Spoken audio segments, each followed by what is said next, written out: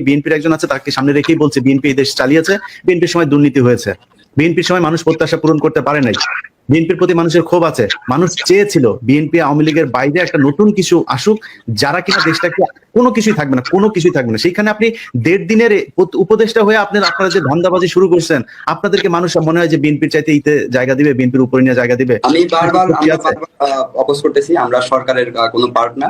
সরকারের যদি কোনো ভুল থাকে, ভাই আপনার কি মনে হয় আমরা এখানে যারা আছি, যারা শুনছে এগুলো, তা আমরা কি মানে দৃষ্টি প্রতিবন্ধী নাকি মানসিক প্রতিবন্ধী? আপনি সরকার পদত্যাগ করেছেন, আপনারা সরকারের যদি কোনো ভুল কাজ থাকে আপনারা সমস্বরে প্রতিবাদ করেন, সমালোচনা করেন। আমরা ছোট মানুষ, আমরাও যদি ভুল করি আমাদেরও সমালোচনা করেন। আমরা শুনেন, হত্যা মামলার আসামিদেরকে ধরার জন্য আমরা কথা বলবো কেন? আপনারা কথা বলবেন, আমরা আপনাদের আমরা তো বারবার আলটিমেটাম দিচ্ছি। কোথায় আলটিমেটাম দিচ্ছেন আপনি? যেদিন কিনা আপনাদের বলি, এখন হাইকোর্টে যেদিন বিচারকদের করলেন, এর চাইতে বড় জায়গা তো আর বাংলাদেশে কিছু নাই। হাইকোর্টের মতো জায়গায় আপনি বিচারকদেরকে আপনি 1 ঘন্টার মধ্যে আপনি সরাই দিলেন। আসিফ নজরুল সেই ইয়েতে আপনাদেরকে টাকা দিয়েছে 30 কোটি, আপনারা নিয়ে তারপরে হাইকোর্টে হাজির হয়ে গেলেন, হাইকোর্ট থেকে বিচারকদের সবাইকে সরাই দিলেন। সেইখান থেকে আসিফ নজরুল করেছে মিনিমাম 1000 কোটি টাকা, মিনিমাম 1000 কোটি টাকা শুধুমাত্র বিচারক নিয়োগে আসিফ নজরুল ইনকাম করেছে। আওয়ামী লীগের সব লোকজনকে সে ওইখানে বসিয়ে রেখেছে। আপনি জাজদের খোঁজ নিয়ে দেখেন গিয়ে জুডিশিয়ালের কি অবস্থা। যে কোনো কারোর কাছে আপনি বলেন, আমি যদি মিথ্যা বলি আমার এটার ও জবাব দিতে বলেন আসিফ নজরুলকে।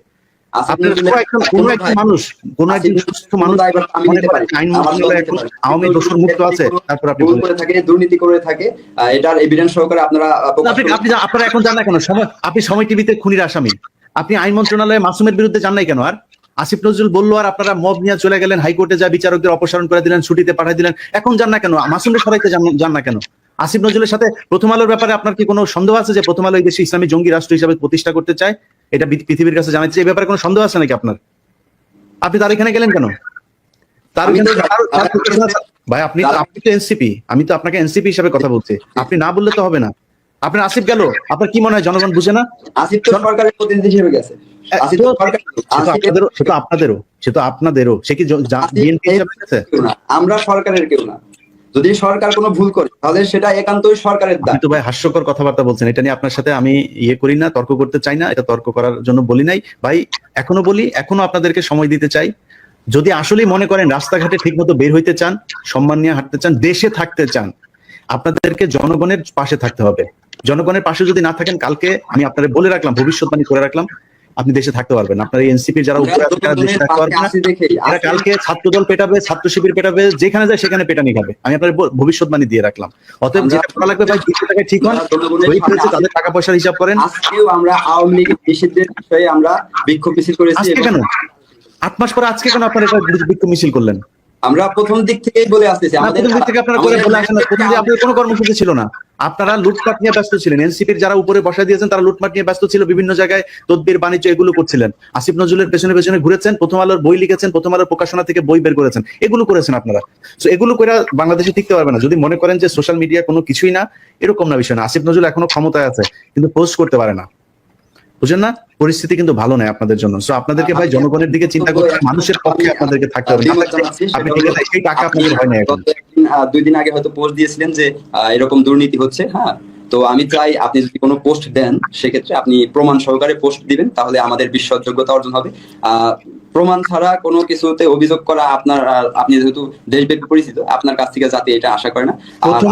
প্রথম আলো যে যাদেরকে জঙ্গি বানিয়েছে, এই যে জজমিয়া নাটক, এটা 21শে আগস্ট নিয়ে আমি একটা অনুসন্ধান করেছি, প্রমাণ সহ। দেখেছেন আপনি সেটা? না, দেখা হয়নি, তবে দেখা হয়নি। দেখেন নাই? এই সুমন ভাই দেখেছেন? ভাই আপনার অনুষ্ঠানটাতে তো আমি আপনার সাথে সম্পৃক্ত ছিলেন। তো সেখানে তো দেখানো হয়েছে যে প্রথম আলো কি প্রমাণ দিয়েছিলেন? প্রমাণ ছাড়াই তো আপনাদেরকে মিথ্যা তথ্য দিয়ে তারপরে দিয়ে দিল 2 কলম লিখে। তো আমি লিখলে হবে না কেন?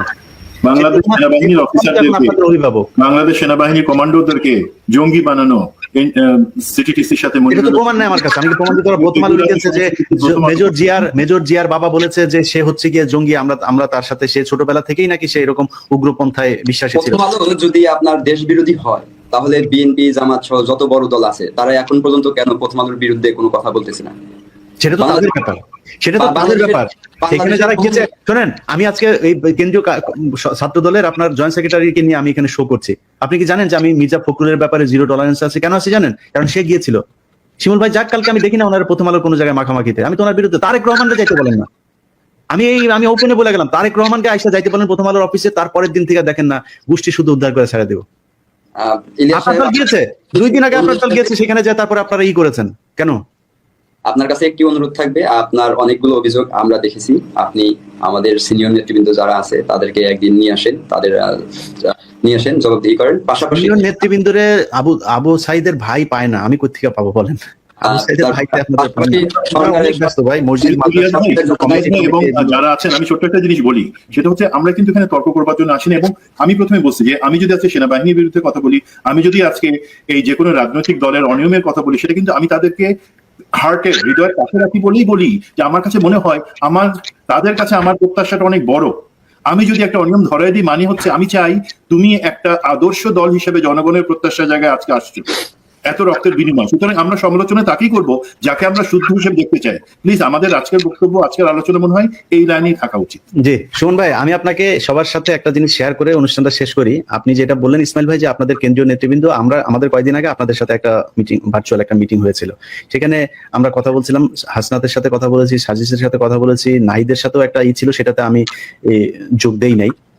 তো বিষয়টা হচ্ছে যে সেখানে তাদেরকে বলা হয়েছিল যে আপনারা এই মুহূর্তে 3টা কাজ করেন। আচ্ছা, 3টা কাজের মধ্যে ধরেন আপনাদের অভিযোগ না যে বিএনপি হচ্ছে গিয়ে চাঁদাবাজি করে। বিএনপির চাঁদাবাজি তো চলছে সারা দেশে, অনেক জায়গাতেই বিএনপি চাঁদাবাজির খবর এসছে, সেটা উনি আমাদের এখানে যিনি প্রতিনিধি আছেন বিএনপির, তিনি নিজেই বলেছেন যে থাকবে, সেটার ব্যাপারে সাথে সাথে পদক্ষেপ নেওয়া হচ্ছে।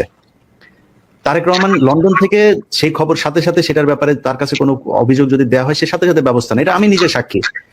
এখন এই যে ব্যবস্থাটা নেওয়া হচ্ছে, তার মানে তারা বিচার তো হচ্ছে ওই জায়গাটাতে। আচ্ছা, আমি বললাম তাদেরকে যে প্রথম কাজ হবে জুলাই হত্যাকাণ্ডে যারা মারা গিয়েছে তাদের পরিবারকে খুব দ্রুত টাকা দিয়ে দেন, এটা নিয়ে খুব দ্রুত কাজ করেন। আচ্ছা, 1 নাম্বার। 2 নাম্বার হচ্ছে এই চাঁদাবাজির কথা আপনারা যেহেতু বলছেন, আপনারা এক কাজ করেন, সেনাবাহিনীকে নেন, পুলিশকে নেন, তাদেরকে দেন কারা কারা চাঁদাবাজি করে। আপনি কালকে সারা বাংলাদেশে অন্তত 1000 জায়গাতে আপনি কান ধরে লোকজনের উঠবোস করে বসায় রাখবেন। এই শিবিরের হোক, জামাতের হোক, এই ছাত্র দলের হোক, আওয়ামী লীগের হোক, যেই হোক, সারা বাংলাদেশে করে মানুষ দেখবে, দোকানদাররা দেখবে যে ইয়েস, বিচার হচ্ছে, আমাদের পাশে সেনাবাহিনী পুলিশ দাঁড়িয়েছে। তারপরে দিন দেখবে দোকানদাররাই ধরে চাঁদাবাজি করতে আসলে ধরে গণধুলাই দিবে। এটা করেন।